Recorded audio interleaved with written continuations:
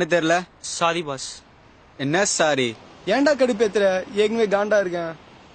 Pass அவன் love failure pass. Love ஃபெயிலியர்னா அவ்வளவு பெரிய மேட்டரா? டேய், லவ் பண்ணிருக்கியா? ஒரு ஃபிகரை உஷார் பண்ணிருக்கியா? ஃபிகர் உஷார் பண்ணது எப்படின்னு தெரியுமா?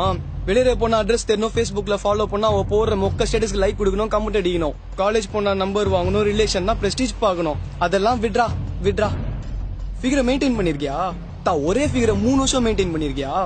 வீக்ல இருந்து பிக்கப் பண்ணும், காலேஜ்ல டிராப் பண்ணும், பார்க்குக்கு போகணும், பீச்சுக்கு போகணும், வீக்கெண்டா படத்துக்கு போய் ஆகணும். 50 ரூபாய்க்கு ஈசி பண்ணும், 500 ரூபாய்க்கு பெட்ரோல் பண்ணணும். சும்மாவே கிஃப்ட் கொடுக்கணும், சும்மா இருந்தா கால் பண்ணணும், குடி மாட்டன் சத்தியம் பண்ணணும், குஷ்டப்புறம் காலில் விழணும். கேர்ள் ஃபிரெண்ட்ஸ் அவாய்ட் பண்ணணும், பசங்க கூட சுத்தத்தை கம்மி பண்ணணும். நீ தப்பு பண்ணா நீ தான் சாரி சொல்லணும், அவ தப்பு பண்ணா நீ தான் சாரி சொல்லணும். பர்த்டேனா நைட்டு 12 மணிக்கு அவ வீட்டு வெளியே நின்று ஜன்னல் வழியா டாடா காமிக்கணும். டாடா காமிச்சிட்டு வீட்டுக்கு போற வழியில போலீஸ் ஒன்ன பிடிப்பான். போலீஸ் கிட்ட 100 ரூபாய் மாமூல் கட்டிட்டு வீட்டு கதவை தட்டினா உங்க அம்மா ஊதி காமி சொல்லுவாங்க, குடிச்சிட்டியான்னு சொல்லிட்டு.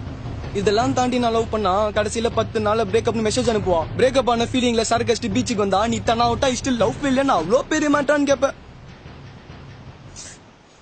பாஸ் சரக்கு போட்டே பேசுவோமா?